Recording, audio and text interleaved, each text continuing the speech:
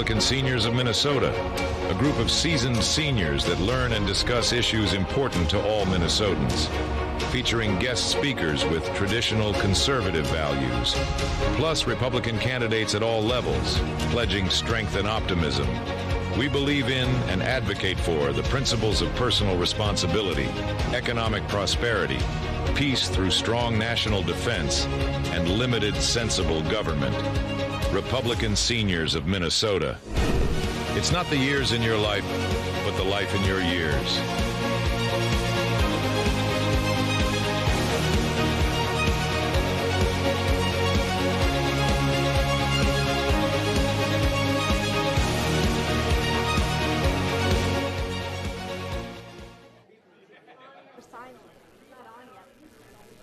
Oh, here we go.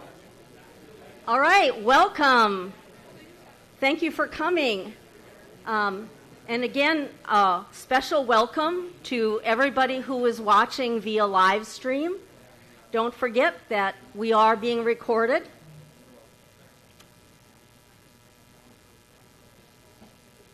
So I have a few housekeeping notes before we get started. We don't want your cell phone going off. So please turn your cell phones off. If you need to step outside the room and call your grandkids real quick and ask them how to do that, please do that now. If you have to talk to each other during the meeting when our speakers are speaking, please keep it down. Chances are the people that are sitting in your immediate vicinity are more interested in what's going on up here than what you're talking about. When we get to the question and answer portions of the meeting, we will have to have you wait for a microphone. You can raise your hand, and we've got a couple of gophers here who'll run and bring you a microphone. We need that for the recording. All right, introduce myself. Great. First, sound check. Can everybody in the back hear me? We're good? Okay, good. I am not Terry Flower. If you were at the meeting last month, you probably remember voting for a new president for this group, Terry Flower. He's the guy who's supposed to be here manning the microphone. But he's not here. He's actually out of the country, so you're stuck with me. My name is Barbara Linnert, and I'm on the board, too. I got elected last month, too, so thank you for your vote, if you voted for me or not. So I am next on my agenda here. I am going to open our meeting with a quick invocation. If you could please bow your heads and join me. Father God, thank you for the blessings of our democracy. Thank you for the sacrifices made by those who have fought for the freedoms we enjoy today. We ask your help to mentor the next generation, our children and grandchildren. Bless our meeting today and all who are a part of it. May we leave here today strengthened and inspired to work for a better tomorrow. I ask it in the name of your Son, Jesus Christ. Amen. We'd like to acknowledge our military veterans as well as any retired or still active police officers, firemen, first responders. Could you please stand?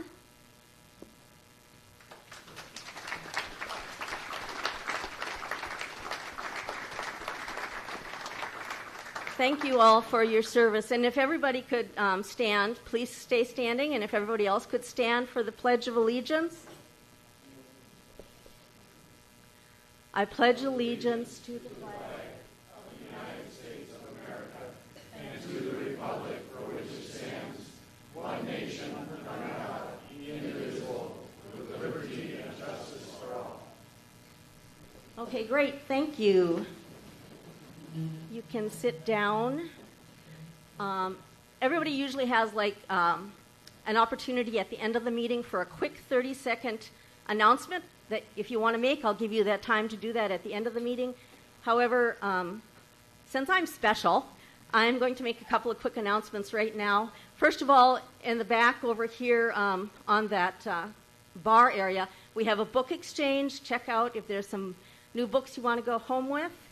And then, this is really exciting. I'm really excited about this. We have hats that we're going to be selling. they say, make old age great again. Okay, no, that's not it. Sorry, I got that wrong.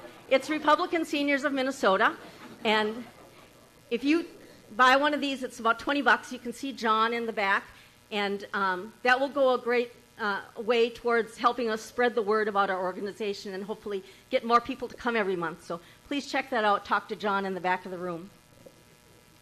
So Volunteer Day at the Minnesota State Party headquarters is still going on the first Monday of every month. It's from 10 a.m. to 1. They have really glamorous work for you to do there. Let me tell you, you're stuffing envelopes. Doesn't get any better than that. If you sign up, there's a sign-up sheet up here. If you sign up, they'll send you an email with the location and the times and everything, the right address. All I know is that their headquarters office is in Eagan. I don't have the address here, but please sign up and join us for that once a month. Oh, 7400 Metro Boulevard. Oh, wow. Thanks, Scott. That's really cool, isn't it? They have that right up there. Can you tell I'm a novice at this? All right, I think we are ready to have our first speaker come up. Sherrie Wallace is from the Metro Republican Women. Sherrie and I go back a long ways. We both live in Eagan, so we've known each other a long time. So Sherrie is here to talk about an organization called Speaking Proudly that is meant to encourage young women to talk about their patriotism, and they give out cool prizes. And she has one of her former contestants here too, Julia Burke, but I'll let you introduce Julia. Thanks, Sherrie. Good morning. It's a wonderful spring. I think spring has sprung, and it's so exciting it's almost summer. Birds and flowers and warm weathers, and of course Mother's Day, which has made it really exciting. But I'm also excited to get messages from our president, who is determined to do spring house cleaning. And I'm very excited about that. So it looks like he's after waste, fraud, and to replace it with accountability and smaller government. So all those in my book are really important, and I'd hope you'd agree.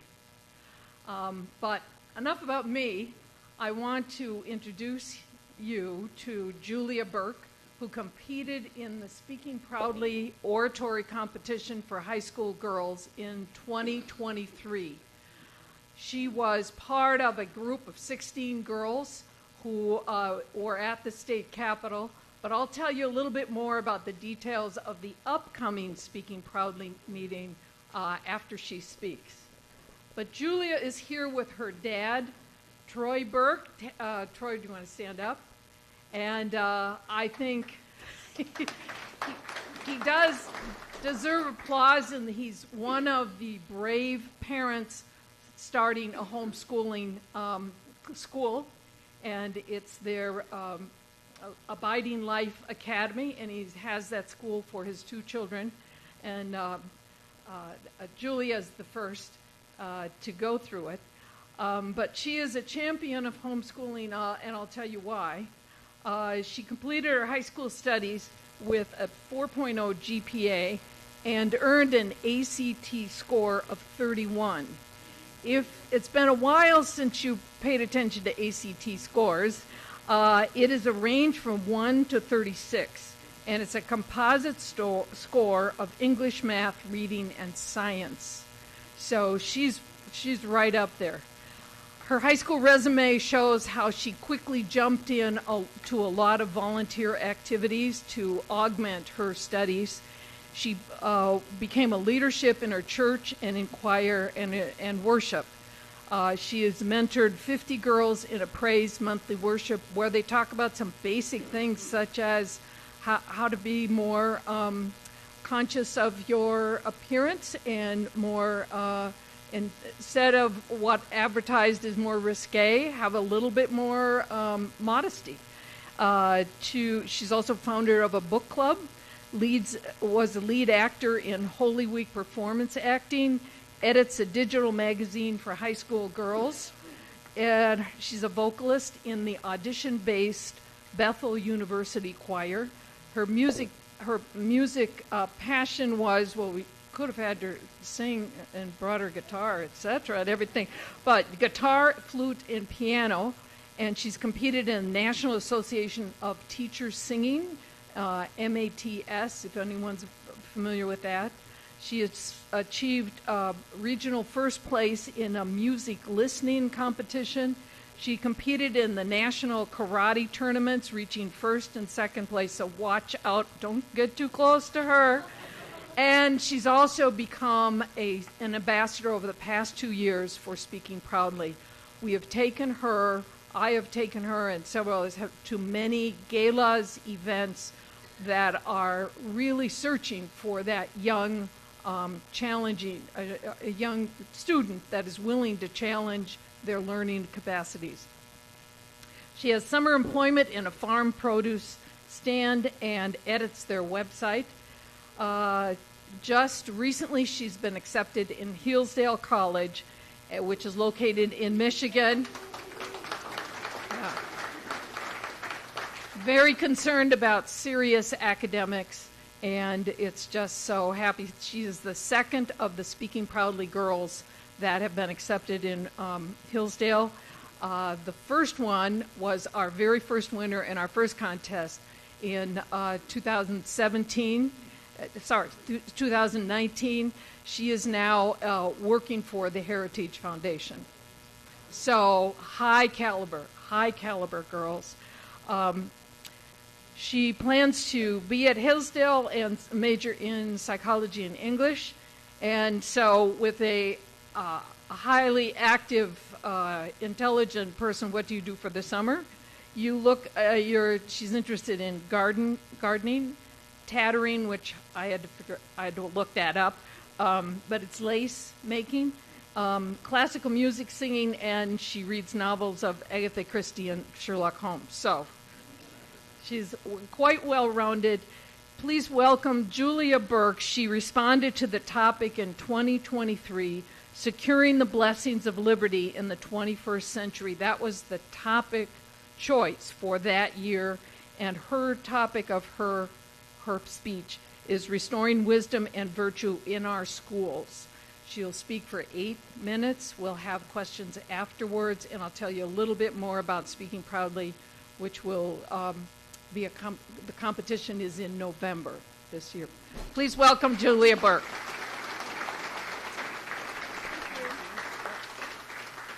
Thank you, everyone. When a lady asked Benjamin Franklin what form of government the new nation would assume, he simply responded, "A republic, madam, if you can keep it." A republic, where the liberties of every individual will be maintained under the authority of the Constitution, where the rights of the people will be upheld by the law of the land. Sometimes, however, especially in the midst of fear and uncertainty, Americans lose sight of their liberties and surrender their rights to the government, sometimes knowingly, sometimes inadvertently. How can we keep the republic that our founders created for us? How can we protect our rights in America today? In order to secure the blessings of liberty in 21st century America, we must reclaim the truth, wisdom, and values of Western Christian culture through formal education. Although arguably well-intended, the current focus of most schools is misguided. So let us first examine how we can reclaim truth, wisdom, and virtue in our schools. Second, explore the significant need for their implementation. And third, uncover the ways in which restoring these components in our schools will secure the blessings of liberty in America. Today's public school system has several overarching objectives. One is to prepare students for a future career, and to that end, STEM classes are becoming increasingly available. Another main goal of today's public education system is to advance progressive viewpoints. One way they achieve this is through a pedagogy derived from critical race theory. As the New York Times wrote, highlighting the 1619 Project, the project aims to reframe the country's history by placing the consequences of slavery and the contributions of Black Americans at the very center of our national narrative. The public schools are encouraging new ways of thinking, challenging the current systems, and teaching students to find their own truths of life. Today's push for STEM education and progressive ideas are both ways education has strayed from its historic role. Although these changes may seem good or valuable, in reality they have crowded out important traditional educational values. STEM seems like an amazing opportunity, and it is. The problem lies in what is being sacrificed to make way for STEM education. Albert Einstein wrote in a 1952 essay that it is not enough to teach a man a specialty. Through it he may become a kind of useful machine, but not a harmoniously developed personality. It is essential that the student acquire an understanding of and a lively feeling for values. He must acquire a vivid sense of the beautiful and of the morally good. In other words, as my humanities teacher once said, even plumbers need to read Homer. In regard to CRT, while it is important that we teach history from different perspectives and learn about the great accomplishments of people, regardless of race, CRT creates resentment, and it is centered on misconceptions and misleading anti-racist beliefs that in fact lead to a greater racial divide instead of repairing it. A preoccupation with progressive ideology is also causing socialist ideals to become more popular with the youth of America. According to a 2018 poll reported by the Victims of Communism organization, more than half of millennials would rather live in a socialist or communist country than capitalist America.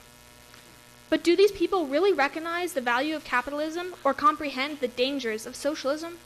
While critical thinking is very important, recklessly challenging the status quo and tradition without a full or truthful understanding of what you are challenging is extremely dangerous. Clearly, as we have seen by the goals most schools are pursuing, the division they are creating, and the falsehoods they are teaching, something needs to be done to reform our education systems.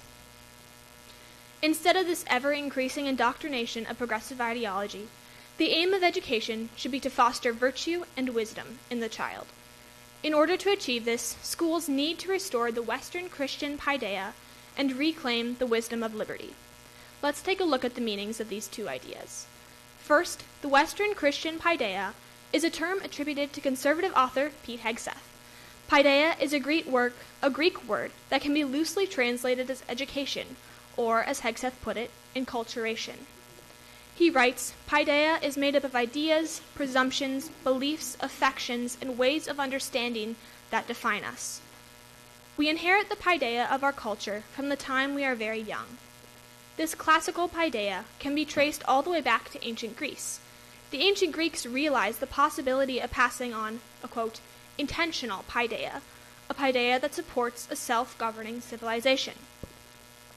Like the Greeks, the founders recognized the need for self-governance in a functioning society that upholds the liberties of the individual. The second concept, the wisdom of liberty, is a term that I created to encompass not just the understanding of our liberties, their history, and their value, but also the vigilance required to protect them.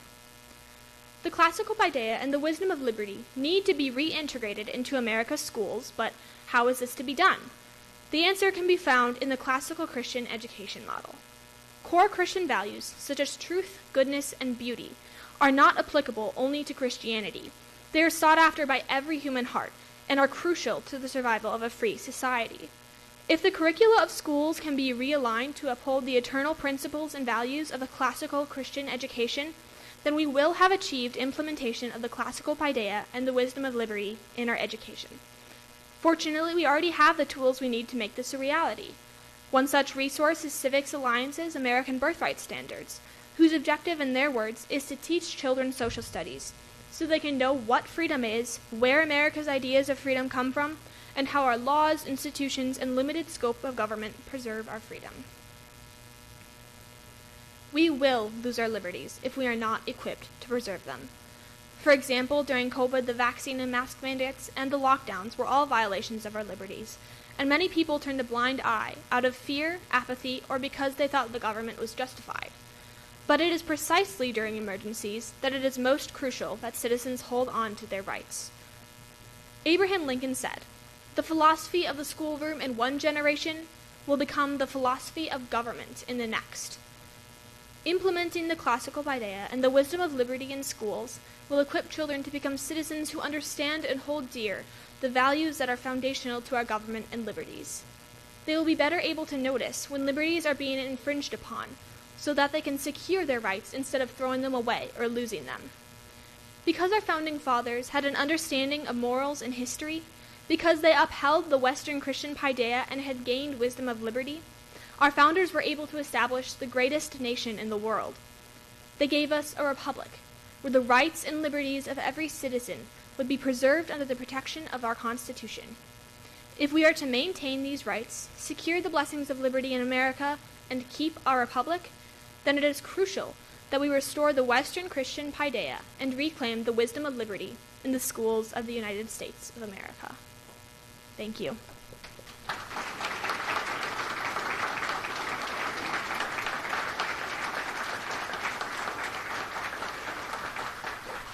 Stay up here with me. I'll tell you a little bit about Speaking Proudly. The next competition is in November 8th on a Saturday. We take over the state capitol, although the governor's trying to reserve some of our rooms, but we're going to look into that. The girls are challenged by an 8-minute speech.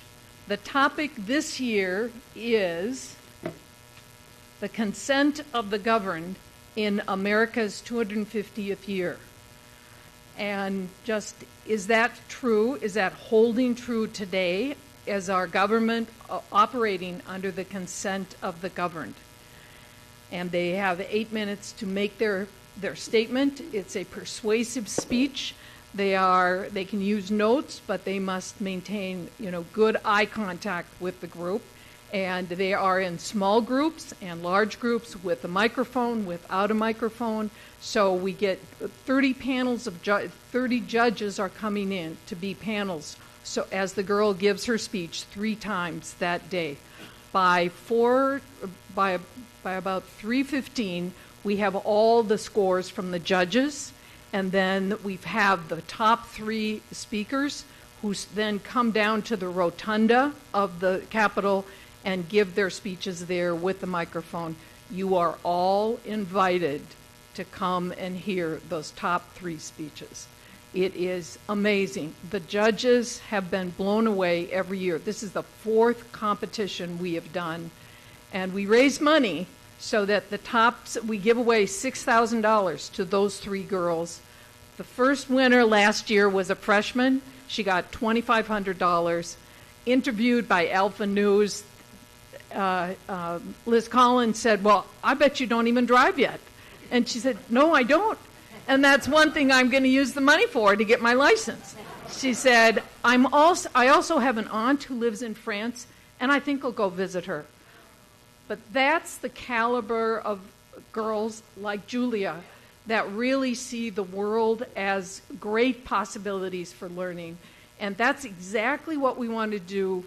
8 years ago, we started this competition to reward high school girls for speaking up for America. So you are all invited. I'll make sure that the postcards that show the rotunda and give you an invitation for that date. So that's probably get there around 3:30 in the rotunda, November 8th. But it's very, very exciting. We have about 40 people, some people in this room who are volunteers. And it's just it's a dream come true that we've been working on. It takes 2 years to plan each of these competitions. So with that said, and I know you all show up, you have questions for Julia or for myself? Yeah, we got time for questions, right? Just remember, if you want to ask a question, raise your hand, and we'll bring you a microphone. No questions, or were we perfectly clear? Yes.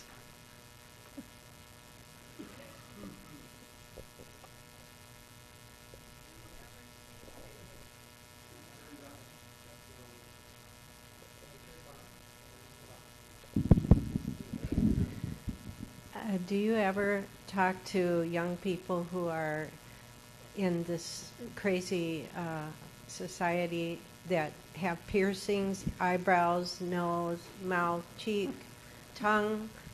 They look like they're trying to torture themselves and everyone else. Do you ever communicate with them, say anything?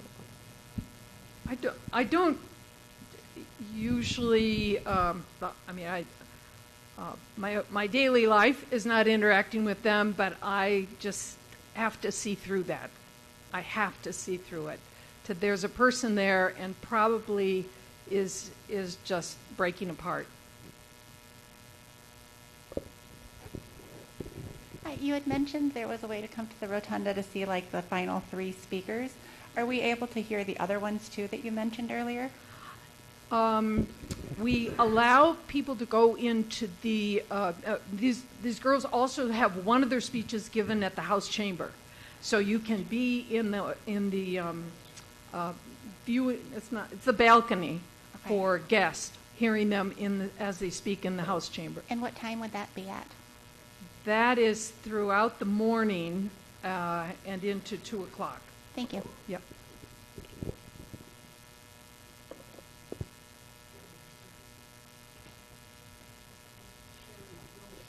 Oh, brochures. Brochures, thank you. Elaine will be at the back with all the brochures. There are 2 kinds of brochures. One, a big postcard showing a girl at the podium in the House of Chambers, in the House chamber. You realize it's for real. Those girls are there giving their speeches. The other one explains all the details about speaking proudly. But please pass along. Our biggest challenge is to find these girls, because you have to, like history, you've got to be curious about government, and you've got to be bold to speak in front of a group of strangers. Julia, about how much time did you spend preparing this speech and practicing it? Quite a few hours.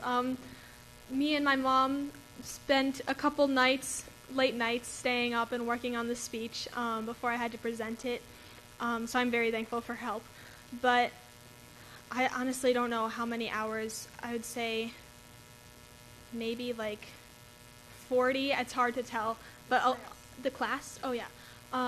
I was in a class with one other girl. Victoria Sandberg was teaching it, and she was like our coach and helped us format it and just like narrow our ideas down to be more concise. So that was really helpful too. And we met about once a week for, I think, maybe an hour and a half. So that was really helpful. Also, I'll be speaking, and the girls will be on the Andrew Parker show, as well as John Justice and Mitch Berg for Alliance Radio. So we'll be on the radio, but definitely tune in. If you tune in to those folks, we'll be talking about speaking proudly. Julie, I'd just be curious, what went into your decision, or how did you come about deciding to enter this competition with Proudly Speaking? And like, was there an impetus that somebody was pushing you? Did just something you thought on yourself this would be really important to do? Was it peers that you talked to, or how did you go about making this decision to enter? Yeah, it was a combination of both. I had heard about it at my speech and debate team at church. There was a flyer passed around, so I heard about it from there. And then my mom found the class at Mid-Metro, the little club with Victoria Sandberg. So that really encouraged me to do it because I knew I'd have that support. But also a big thing was just I knew it would lead to more opportunities, and it seemed like a really good opportunity just to learn more about politics and our nation's founding and current issues and events. So ultimately I was like, I know this is going to be good for me, so I'm going to do it. But yeah, I'm very glad I did it. So. Any other questions? Thank you. Thanks, Sherrie. Thank you, Julia. There is a young lady with a future, I'd say. All right. It is time for our main attraction. Chuck Chalberg is a writer for the online journal Imaginative Conservative. Chuck was born and raised in Brainerd, Minnesota.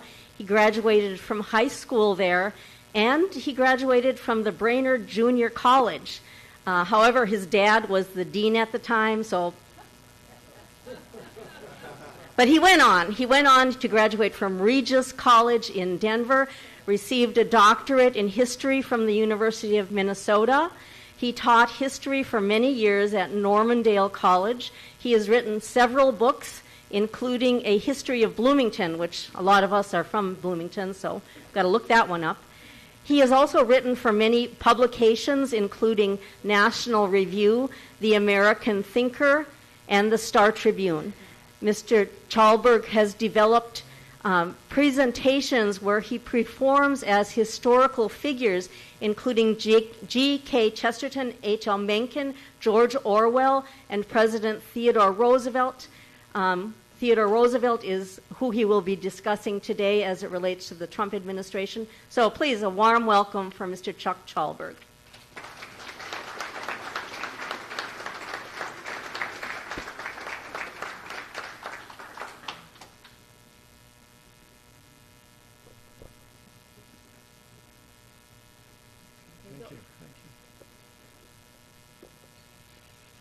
Well, good morning, everyone. I have a few cheat sheets here to keep me in line.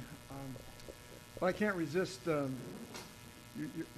Barbara's from Eagan. We have two ladies from Eagan here.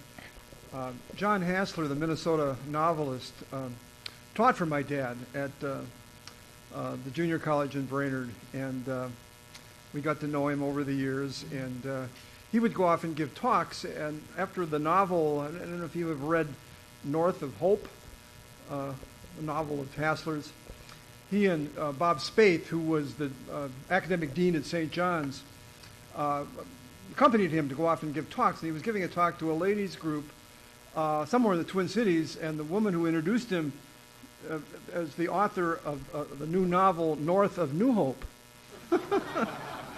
And Spaeth, who was sitting right somewhere down in the front, immediately, just quick as he could be, said, and he's working on a sequel. It's going to be called East of Egan.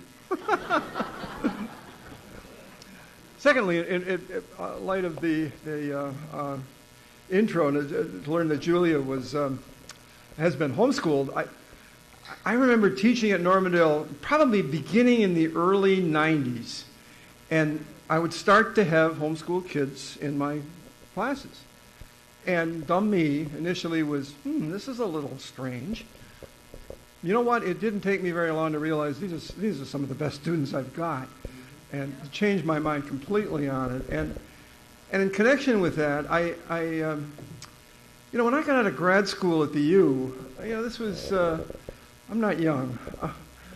This was during Vietnam and during the civil rights movement, and so I thought my job was to, tell the students the real American story, which of course was left of center. And you know what? As time went on, I began to realize that's the only story they knew, and I found myself. In other words, the reference to the schools that Julia just mentioned is a long-standing issue. That needs drastic correction, and I found myself, wait a minute here. Now there's more to the American story than that by a long shot, and I began to change my tune, and I ended up having 3 sons go to Hillsdale,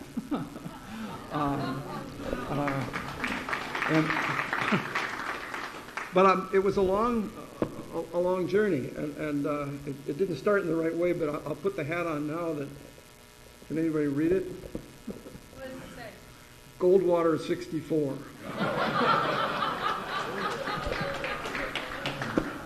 I'm old enough that was... okay, the other half of me is O'Brien. The other half of me is Irish Catholic. And that was the dominant family in Brainerd, where I grew up. My dad was from the Iron Range, and I had an uncle who ran against... Does anybody remember the name Harold Knutson, who was a longtime congressman from Wadena? And I had an uncle on my Irish side who twice ran against him as a DFLer and lost. And my dad, when I was a very young guy, was asked to run in 48 against Knutson, and he said nobody can beat him, and turned it down. And Fred Marshall beat him and held the seat for 14 years. So having grown up in this staunch Democratic, very conservative DFL family, to be in light of today, by a long shot, I can still see my dad's Stevenson buttons on him in the 1950s. My first vote, you should throw me out of here immediately. My first vote was 1964. And I voted for Johnson. You know. And at Regis, I was involved. Does anybody know? Somebody made reference to the Heritage Foundation. A classmate of mine oh, thank you. A classmate of mine at Regis was a fellow by the name of Ed Follner, who founded the Heritage Foundation. And I was deeply involved in campus affairs on the right, and yet it didn't immediately take with me, unfortunately. It should have, but it didn't. So I regret that. Nobody will want to listen to me if I reveal my voting history. I was on a Fulbright in Hungary in 1992, and I was asked to give a paper at a conference in Graz, Austria, right after the '92 election. And it was a conference on the American left. So I put together a little paper on I.F. Stone, went to the conference, and who was the keynote speaker at this conference? George McGovern. I had no idea. And afterwards, there was a little reception for McGovern in the mayor's quarters, and people who were going to be on the, giving papers were invited. So I went and got introduced to him and shook hands and spoke a half-truth to him. But at that time, I said, this was '92, the most enthusiastic vote I'd ever cast for president was for you in 1972. Of course, the other half of the truth was I wouldn't do it again. So that night, we went looking for our hotel in the outskirts of this town, and the main desk was kind of what am I trying to say here? It wasn't straight across. And we walked up, this fellow I was with, to check in to see if this was the little place we were supposed to stay. And who should walk up on the other side but George McGovern, wearing his Sherlock Holmes herringbone cap. And we had just met, and we nodded at each other, and then I found out it wasn't the right place. We had to go off into the night to find and to this day I thought, well, this would have been some chance to sit down with the William Jennings Bryan of the 1970s, and we missed out. Now, of course, McGovern had his own coming to Jesus time later on in his life that I guess in my sense I did as well. I'd like to shift from my own background to my background as a Chautauquan. The Lake Chautauqua still is the site of more than annual, almost daily through the summer speeches. And of course, Chautauquans went on the circuit, including William Jennings Bryan, in the late 19th, early 20th century. And Minnesota in the early 80s pioneered the revival of the Chautauqua idea. And I had started coming into class dressed up as, I think the first one I ever did was Edmund Ruffin. Does anybody remember who Edmund Ruffin was? I was reading his diary had been published. He was one of the fire-eating secessionists. And in fact, he had left Virginia for South Carolina and was given the honor of firing the first shot on Fort Sumter in 1961. 1861, only off by a century. And I rented a Confederate uniform. He had long, flowing white hair, and I would come into class doing doing Edmund Ruffin. Saved the end of his life. When the war was over, he went back to his Virginia plantation, and the Northern troops knew exactly whose plantation this was, and they had absolutely destroyed it. They had ransacked it, and he went off to get a long gun, sat down in his living room, stuck the gun in his mouth, and blew his head off to end his days. Well, somehow the Minnesota Humanities Commission found out that I was doing these impersonations in class, and the model for it, I don't know, some of you may have gone to the U and had a class from David Noble. He would come in as Thomas Jefferson or Woodrow Wilson and do part of a talk, part of his lecture in costume. Well, I started doing some of that myself, and the Minnesota Humanities Commission revived the Chautauqua idea, and the idea was to take historical shows around the state, mainly in towns that did not have colleges around. And so off we went to any number of towns around the state, and they asked me to do Teddy Roosevelt. I had not, at that point, done him. So I had been doing some H.L. Mencken in class, and Mencken was not a Teddy Roosevelt fan at all. Mencken said Roosevelt didn't believe in democracy, he just believed in government. And there's a difference between the two. The other character that I started doing for them was Ignatius Donnelly, the Minnesota populist, the Minnesota member of the People's Party who ran for governor once in the 1890s and lost. He tried to found a farmer labor party in the 1890s. It didn't stick until after the First World War. He was, according to Theodore Roosevelt, and I brought a second hat along that I will periodically shift to, my Rough Rider cap. As Roosevelt said, he was a member of the lunatic fringe.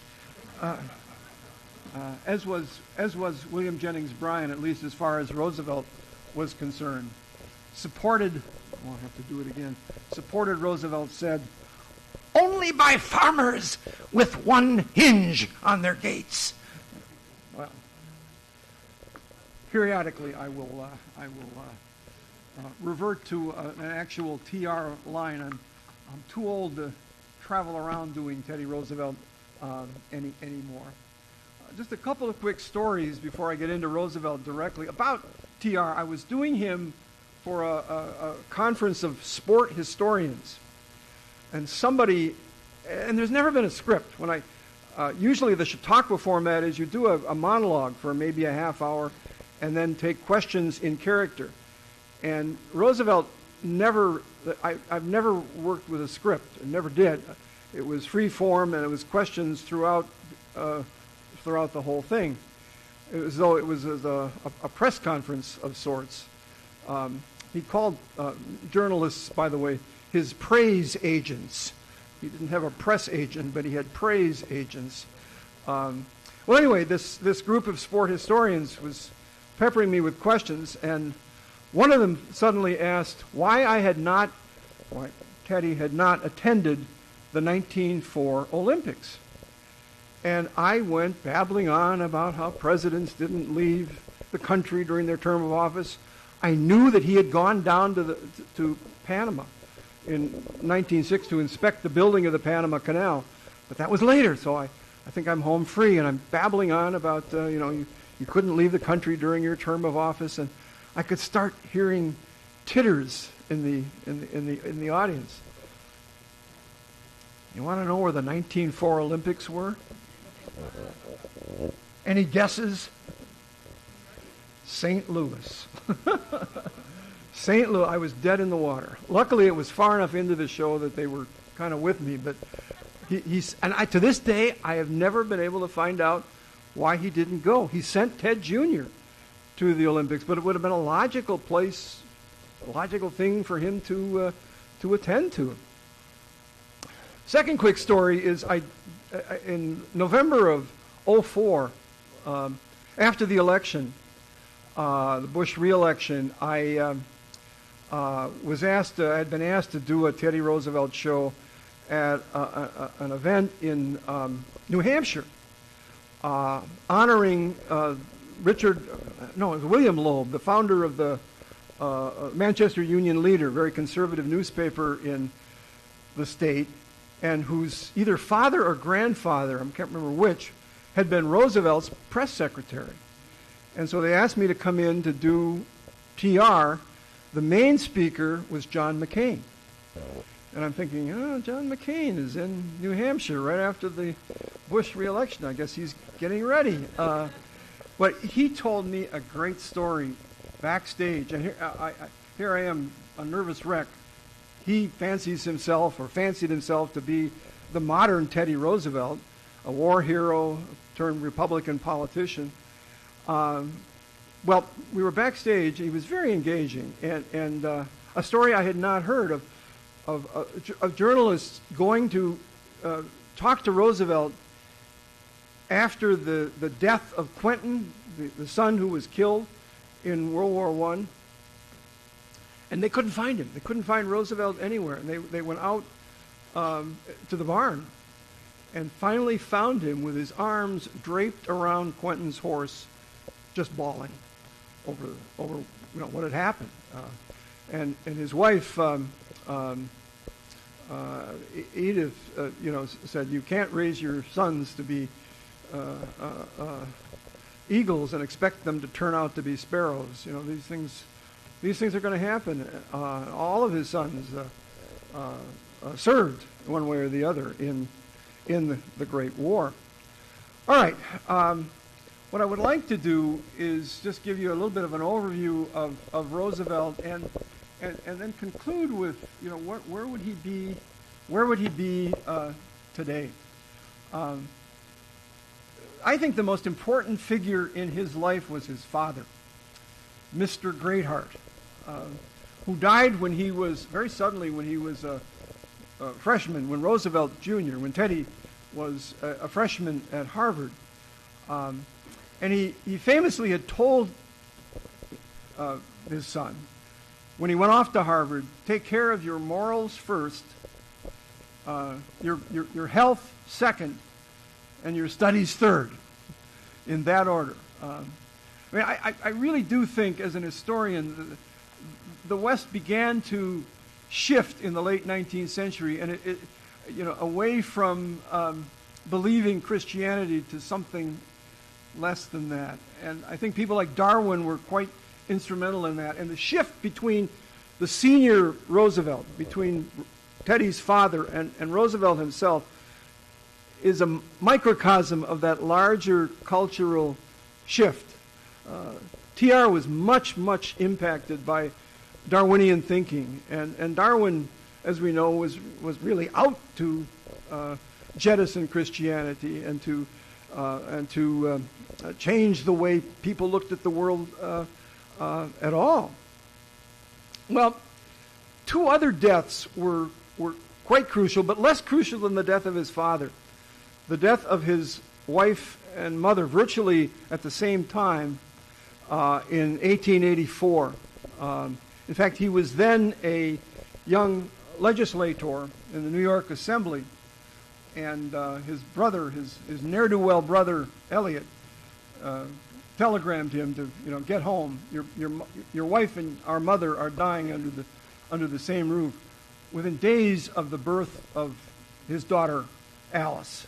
And he didn't make it back in time, and it was a devastating a blow to him by no account. It was terrible that this had happened to him.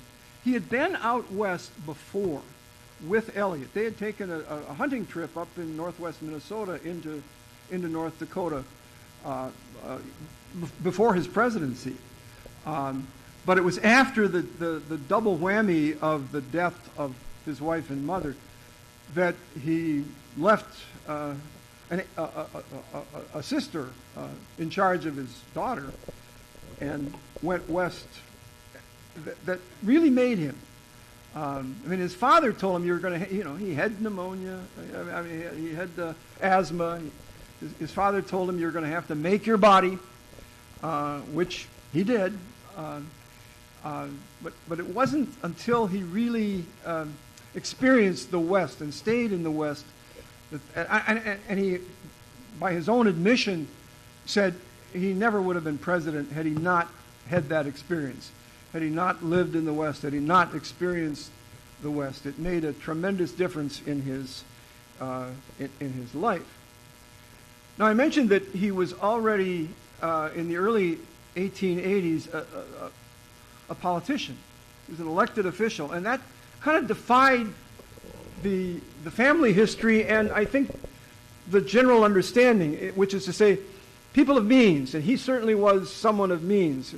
His grandfather had really made the money in real estate, and the father had kind of managed the money, and he didn't have to work and went into politics. But you were supposed to stay out of politics. You were supposed to maybe finance politics, but you're not supposed to actually run for office. And it is interesting that T.R. did that in his middle 20s and stayed in elective politics for a number of years and became very close to President Cleveland, Democrat, a very conservative Democrat.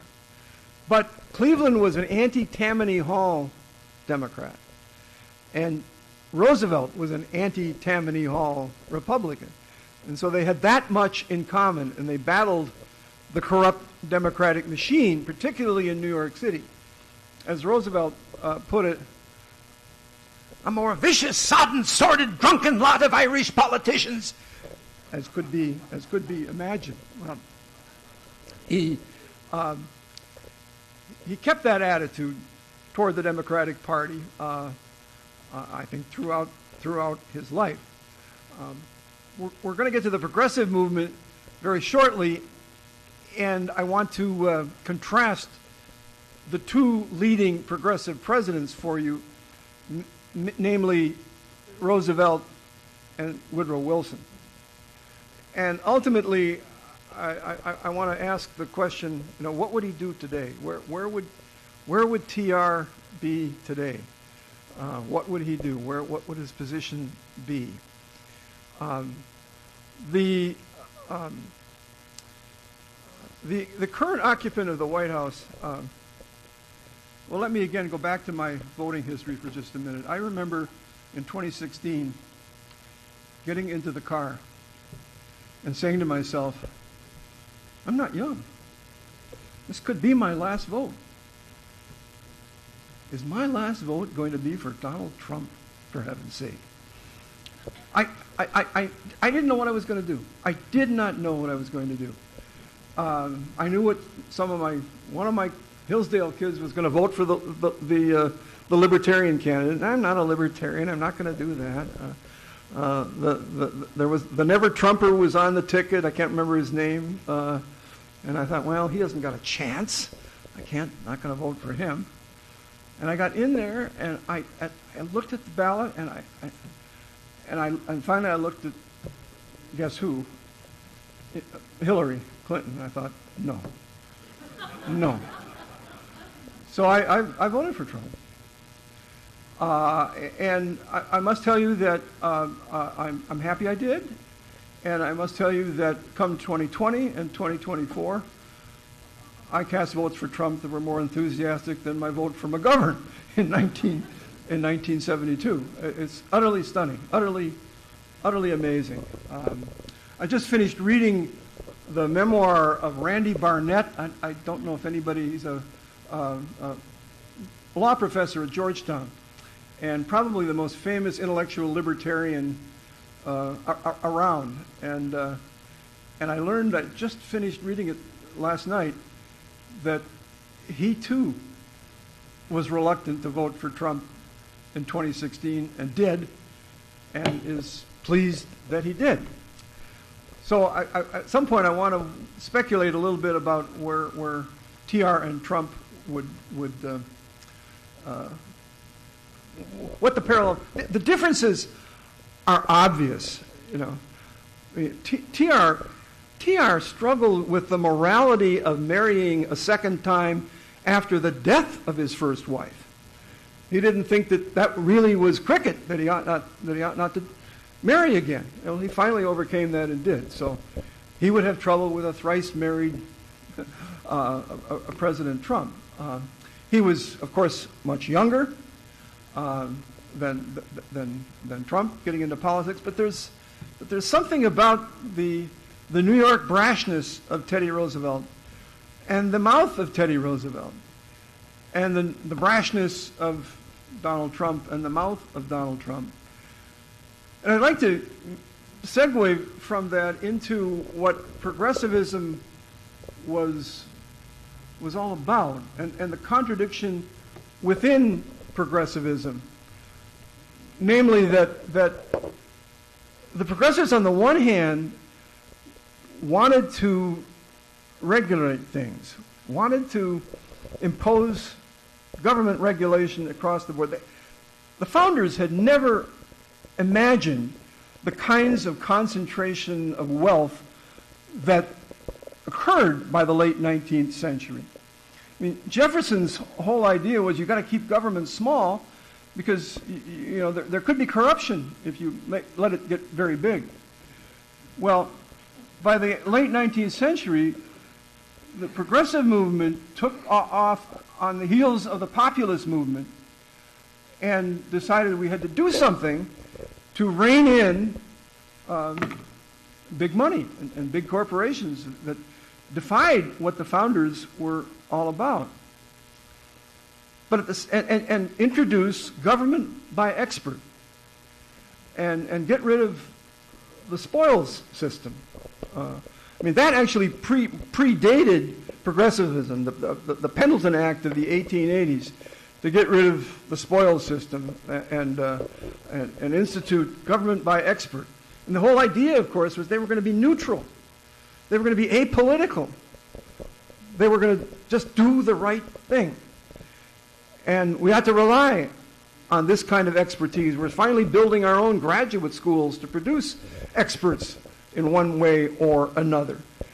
And the progressives bought into that, to be sure. Well, it seems to me we need a reform today. I mean, they didn't anticipate that the bureaucracy, as sometimes gets called the deep state, would essentially become an arm of one party, the Democratic Party. But that's exactly what has happened over the course of the last century. That was not something TR imagined, something that he counted on, or something that he supported by any means at all. Now, at the same time, the other thrust of progressivism was to make the system more democratic. Primary elections, for example. That was a phenomenon of the progressive movement. The vote for women, the direct election of senators. All these things were designed to make the system more, small d, democratic. Well, there's an obvious, conflict between the two. Which is it? Government by expert or government by the people? Well, it seems to me that Roosevelt was a bit of both. Woodrow Wilson was government by expert. Wilson opposed the suffrage amendment. He took advantage of the primary system, but it wasn't something that was primary with him at all. And Wilson had studied bureaucracy in Germany and came back enthused with this idea that we need more of this on a permanent basis. That wasn't Teddy Roosevelt at all. Now, Roosevelt did believe in big government, early 20th century style, in terms of, we need a pure food and drug administration. We need conservation laws. We need a bigger government here and there. But he wasn't really an ideologue about any of that. And he was very much an American patriot, and very much following what really we would call an America First foreign policy. He was not a war hawk by any means. In fact, after his presidency was over, he regretted that he was not president. He had not been president during demanding times, meaning wartime. Well, part of the reason he wasn't president during demanding times was he built up the Navy, built up the military, so that it didn't have to be used. He had his eyes on the Pacific, no doubt about that.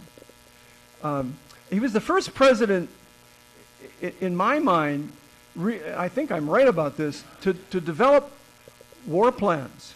Not offensive war plans, mind you. But early in his presidency, before his re-election on his own in 1904, he put forth what were called the Black Plan and the Orange Plan. There was nothing like this prior to Roosevelt.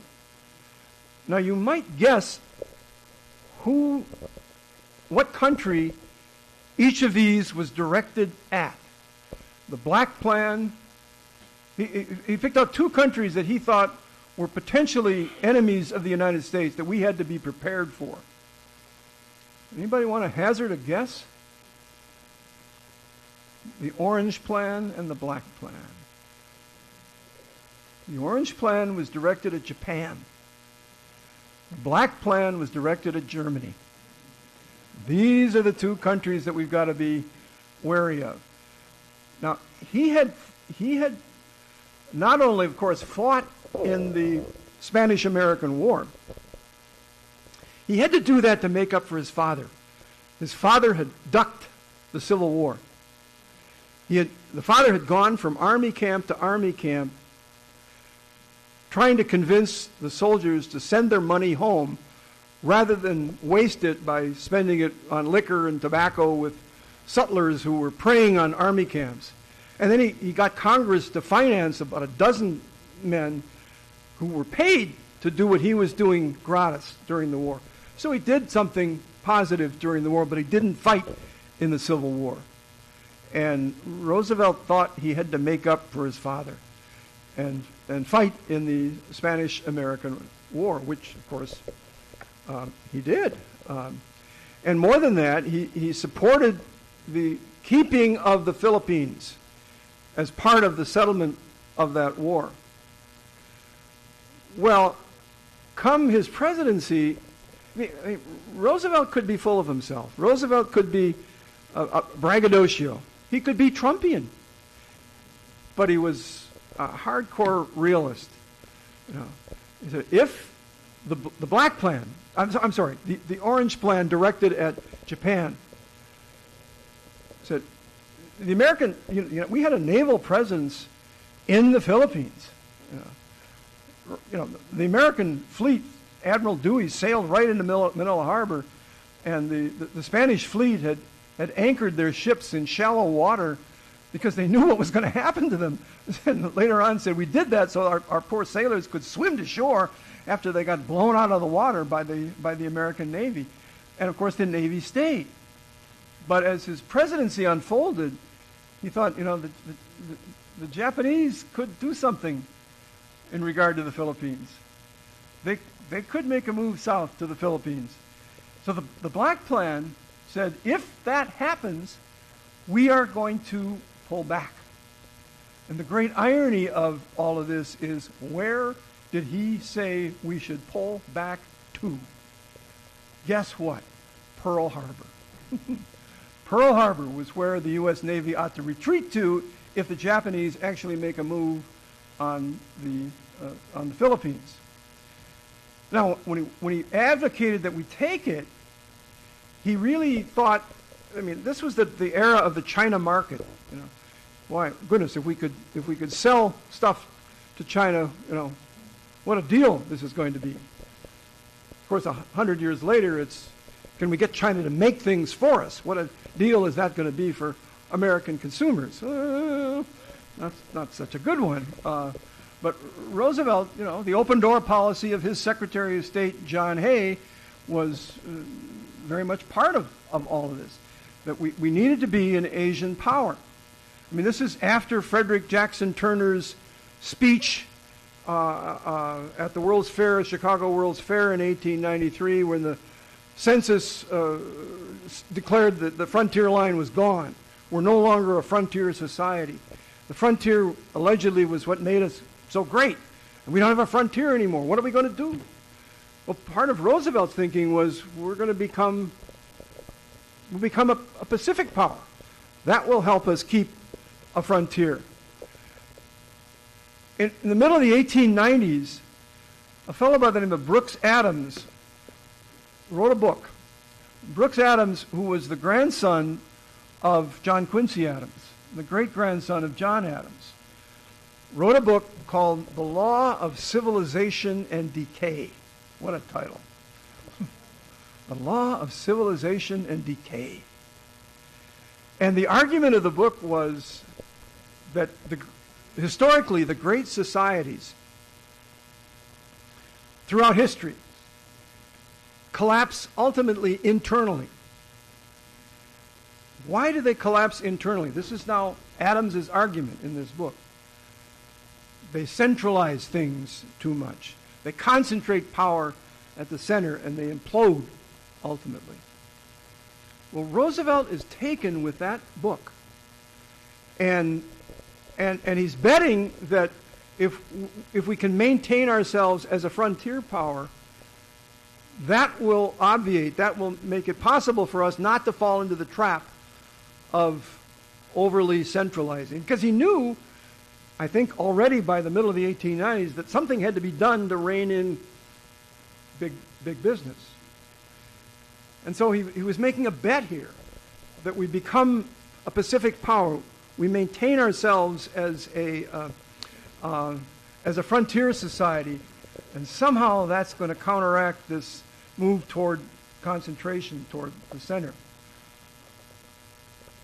That's where I wonder what TR would say today. TR, like Trump's not an ideologue. TR was not an ideologue. Woodrow Wilson kind of was. And my guess is that Trump or the TR would take a look at where we are today and say, we got to do something. Even if it means doing the reverse of what I thought ought to be done a century earlier by way of creating a federal bureaucracy. Again, it was supposed to be a neutral bureaucracy. And the great irony, of course, here is that I know I'm speaking as myself here as well, that we almost are to the point where we need a reverse Pendleton Act.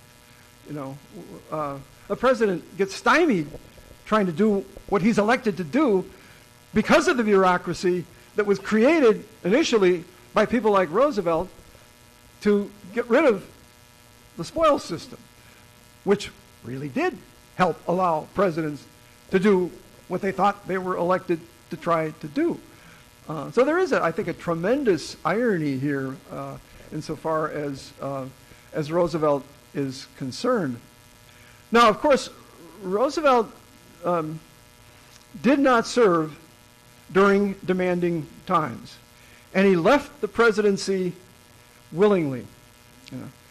He served almost the entirety of McKinley's second term. McKinley was shot and died in September of 2001. And then he was elected on his own. The Democrats broke from they nominated Bryan 3 times, in 96, 1900, and again in 1908.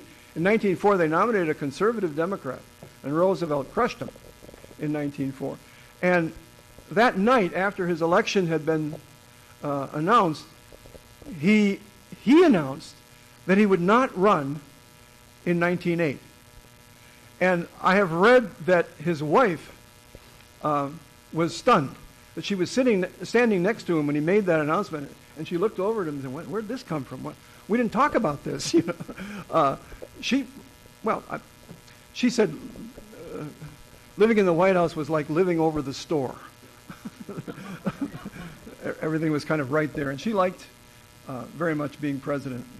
Alice, by the way, used to go up to the roof of the White House. She smoked. And TR banned her from smoking under my roof. And so she got members of the press to accompany her, and she went on the roof of the White House and was allowed to be photographed smoking on the roof of the White House. Alice, as Roosevelt famously said, I could either run the country or I could run Alice, but not both. I've heard clips of the actual TR voice, and it's very high-pitched, doesn't sound like a tough guy at all. Wilson had a wonderful voice, very stentorian, deep voice, which I've heard as well, but the two don't match really much at all. So, of course, he did not run, and he appointed his own successor, William Howard Taft.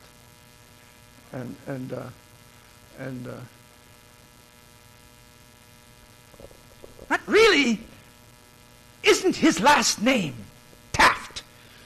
It's an acronym, and it stands for Take Advice from Theodore.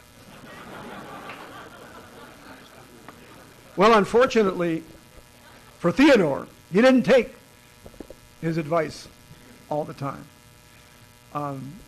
In particular, when it came to conservation, Taft was a progressive.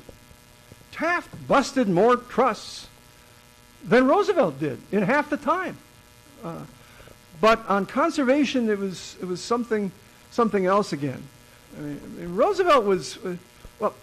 One quick story here. His first appointment to the Supreme Court came in 1902. And everyone in this room knows who that judge was. He served for, I think 30 years nearly. Very famous name. Anybody want to guess? Somebody said it. Holmes, Oliver Wendell Holmes, yeah. And the story is that he was quizzing Holmes about his views on the trusts, particularly the Northern Securities case, the railroad holding company that was really the northwest quadrant of the country, from St. Louis to San Francisco to Seattle to St. Paul. It was a powerful force, and Roosevelt wanted it broken up because it was a holding company. Not that was the main reason, and he thought Holmes was going to do the right thing, and Holmes voted against him.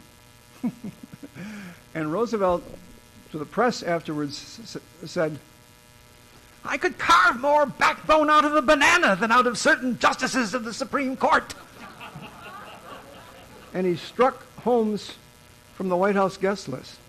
Never again did Holmes come back for dinner until his farewell dinner. Holmes was back at the farewell dinner, and they had a wonderful meal, sumptuous meal, and at the end of it all, out came dessert. Banana split. I just have a couple of minutes, and I wanted to get to Wilson. Of course, Roosevelt goes on his safari after turning the reins over to Taft. He thought Taft was a great administrator, and he'd been a wonderful administrator as the civilian governor of the Philippines. But you know something? Taft was not a politician. He didn't enjoy politics. TR loved politics. He loved there was a real populist bent to him. He loved getting out and mixing it up. Wilson did not either, and nor did Taft. But the conservation issue, he fired Roosevelt's chief forester, Gifford Pinchot, or he had his Secretary of the Interior do it. And Roosevelt was quite incensed by that. Now, Roosevelt was not he and John Muir, the founder of the Sierra Club, took a trip together to Yosemite. And they allowed photographs before they went into the park, or there was not yet a park, and then afterwards. But they camped alone together for a couple of days. And TR couldn't believe it. He didn't know birds. He couldn't tell one bird from the next. The most wonderful hour in the day is that hour right before sunrise, when you're up drinking your morning coffee and listening to the birds. And Roosevelt knew them. He could shoot them at the same time, but he knew them and appreciated them. And here was this great conservationist, John Muir, who didn't know one bird from the next and didn't seem to care about it. They also battled over Hetch Hetchy Valley, which was a chunk. It was after the San Francisco earthquake fire in '06. They needed a new reservoir, and it needed to come out of the Yosemite Park by that point. And this was Hetch Hetchy Valley. And Muir fought him on this. You're desecrating, wilderness. And TR said, no, the people need water. And now, if he didn't know what was going to happen to San Francisco, maybe he would have changed his mind about that. But at the time, he thought this made perfect sense. So he comes back he goes in part on the African safari to shoot animals, 296 in all, but in part to give the stage to Taft. And then he comes back from the African safari to discover what Taft had done, mainly on conservation, and ultimately, of course, decides to challenge him in 2012 and create the Progressive Party and split the Republican Party and make it possible for Woodrow Wilson to win. You've only got two Democrats between the Civil War and Franklin Roosevelt.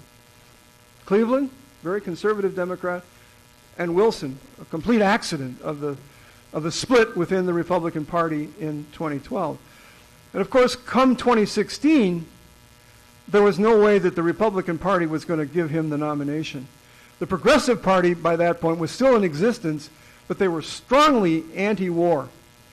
And Roosevelt was not. The Lusitania crisis happened in May of 1915, just right about now, 110 years ago. And Roosevelt said, well, the German ambassador, by the way, had ordered Americans not to get on the Lusitania. And Roosevelt said, if I'd been president, I would have ordered the German ambassador onto the Lusitania and sent him back. Well, Wilson, of course, didn't do that. And the Lusitania crisis led the Roosevelt administration to introduce something called strict accountability. In other words, don't do this again. The next time this happens, we're in this. But we're not going to go into this right now. William Jennings Bryan, who was Wilson's Secretary of State, resigned because he disagreed with this policy. This is going to get us into this war. If he had not run in 1912, he likely would have been the candidate in 2016. And can you imagine what a debate that would have been between Wilson and Teddy Roosevelt over going into this war? Of course, the odd one out here was Robert La Follette from our neighboring state of Wisconsin, who was a progressive, but he was a state-by-state progressive. The states should be laboratories. The states should try this, try that. The federal government, then we can see what works and what doesn't work. But both Wilson and TR were believers that the federal government should take a lot of this over. Well, Roosevelt would never have taken the country into the war the way Wilson did. A crusade, a crusade to make the world safe for democracy. I have read that La Follette was sitting there with his arms crossed, chomping on gum, when Roosevelt, I did it again, I'm sorry, when Wilson made that speech, saying this is a huge mistake. And I'm a great fan of an historian who died in a car accident a couple of years ago. I don't know if Angelo Codavia. Has anybody read any Angelo Codavia? I would recommend that you read him. He wrote a book on John Quincy Adams and foreign policy. a very anti-Wilson book, an anti-crusade book.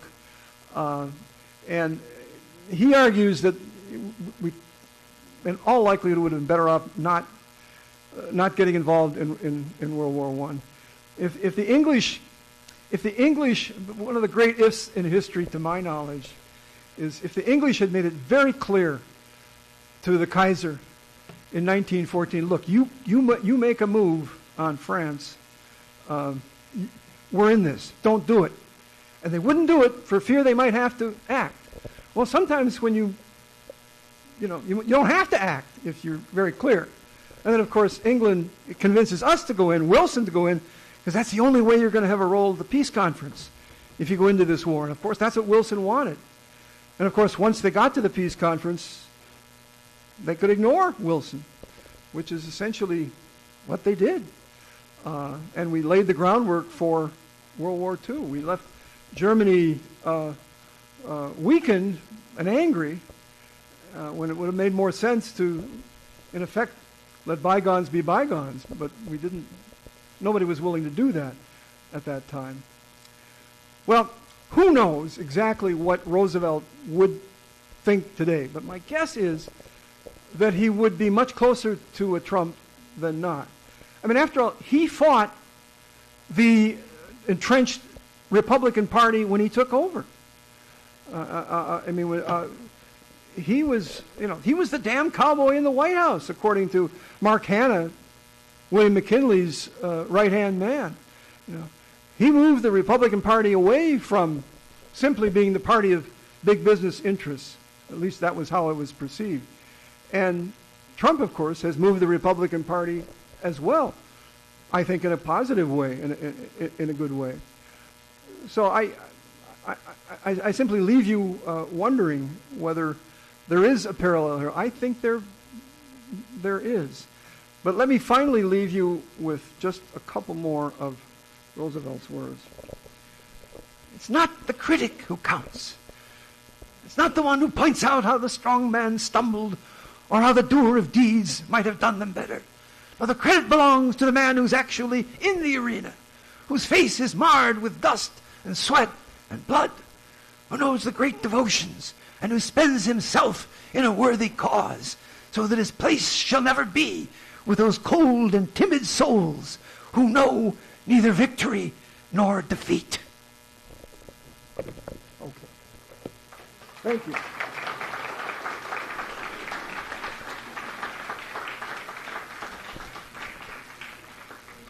Any questions, anyone? Yeah.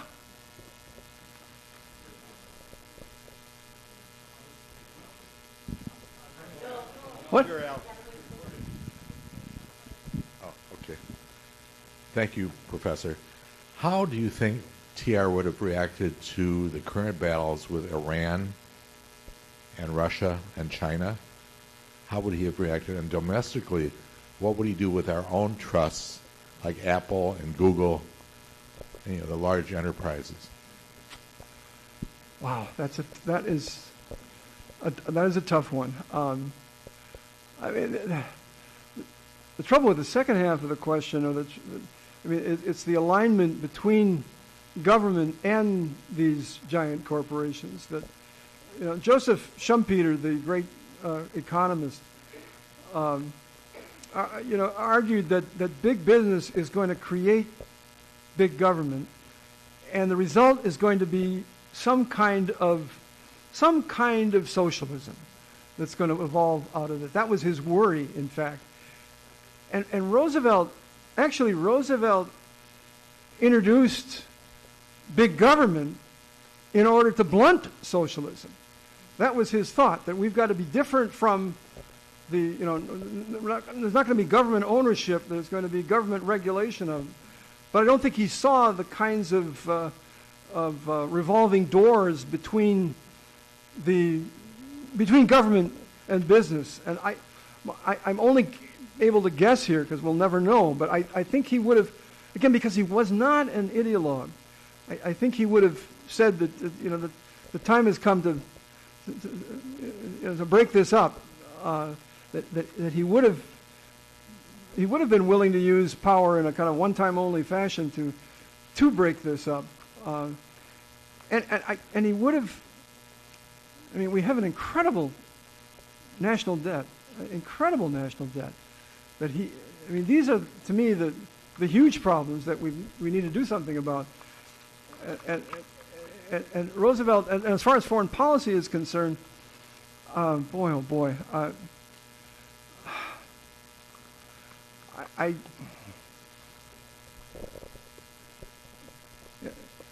he was clearly a believer in the nation state and clearly a believer in a big navy. But he was also primarily concentrating on the Western Hemisphere. The United States needed to be the supreme power in the Western Hemisphere. Now, this, of course, was prior to the oil issue in the Middle East and prior to the creation of Israel. So I'd just be taking wild stabs in the dark there as far as what he would do in regard to that. I'd have to make wild guesses, and yours would be as good as mine.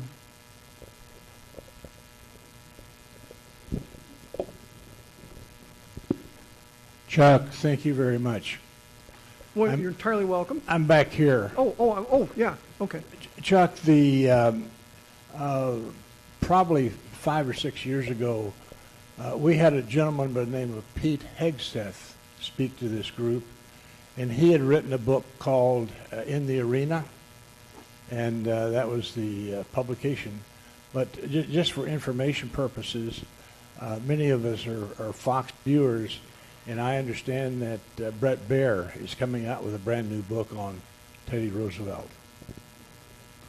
Yeah, you had mentioned that. I will look forward to it. As I mentioned to you the other day, Brian Kilmeade is also an historian of some note. So that's good that they're keeping that flame alive. TR is really kind of an interesting transitional figure. I mean, meaning that he simultaneously looked back to the founding. He appreciated the founding. He didn't think the founding had to be overturned. Whereas Wilson, on the other hand, did.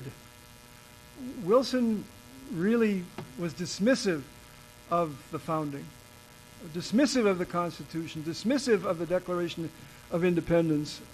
And that's not TR at all. And I have heard Trump, this is not unique to me, I can't remember where I heard this now, Trump referred to as the anti-Wilson, both domestically and abroad. That he isn't about taking the U.S. on international crusades, on Wilsonian-style crusades. That was his main criticism of those who have been referred to as the neocons, that they're interested in making the world safe for democracy somehow. And Trump's not that at all. And, of course, Trump is trying to do something to rein in and reform and, in some cases, eliminate bureaucracies. He's not going to rely on bureaucracy at all. And in that regard, I think TR was an anti-Wilson as well.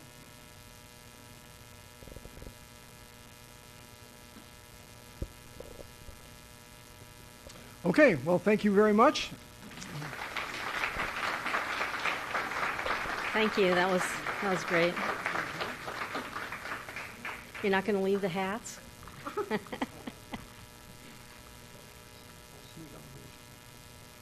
Thank you, Mr. Chalberg. That was very interesting talk. A lot of information that I was not aware of before. So I want to finish up our day today with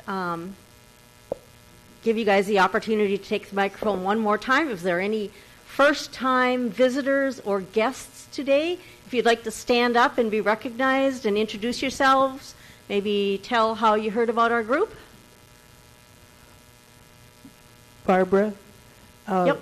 is perhaps a first-time guest or visitor who left his key fob and wallet on the bar area back here. If you'd identify the symbology, thank you.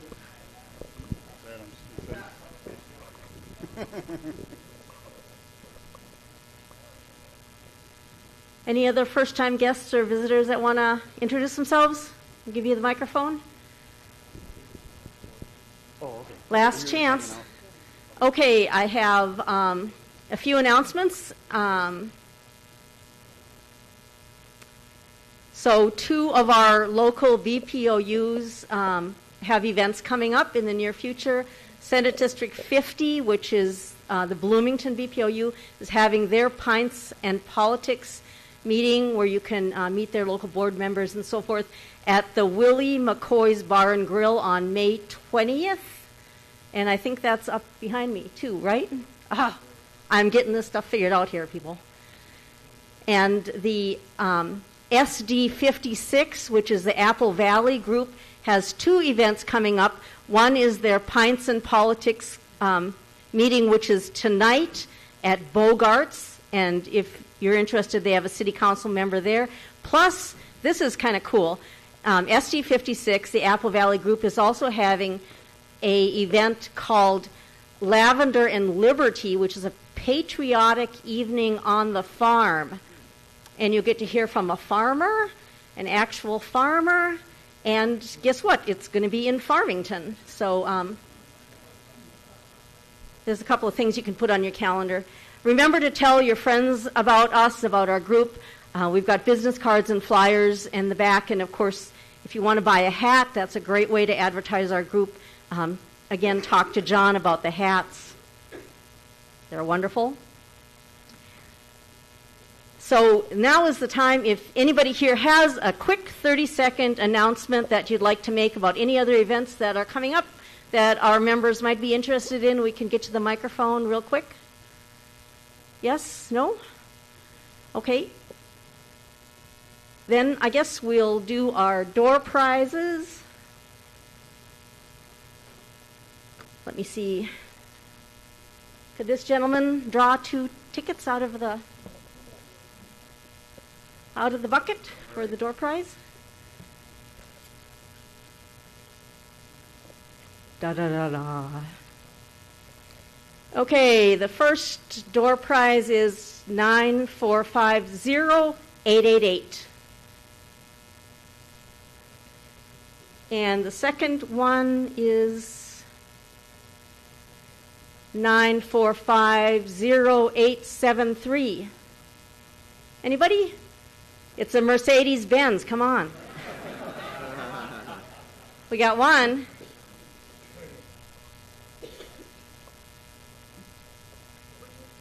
(0888) and 0873. Which one do you got? Oh, okay. Sorry, that's not the Mercedes-Benz. That's a $10 Starbucks card. Thank you. Do you want to pick another one out there since 888 isn't here? There you go. Thank you. 0900. There we go. Oh, I was wrong. It's Caribou. I lied to you about the Mercedes. Okay, thank you. Nobody will ever trust me again. Okay, thank you again. We have our next meeting coming up the second Tuesday in June, and I'm supposed to have the name of that speaker, and I don't have that with me. I apologize for that. But we'll adjourn now. Thank you. Have a good day.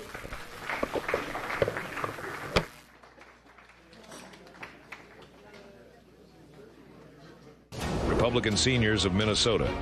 For more information, please visit republicanseniors.mn.com. While visiting our website, you can click on the video tab to watch videos of past meetings. Also, look for other tabs that bring you to our live player and other video programs. Or, on YouTube, search for Republican Seniors of Minnesota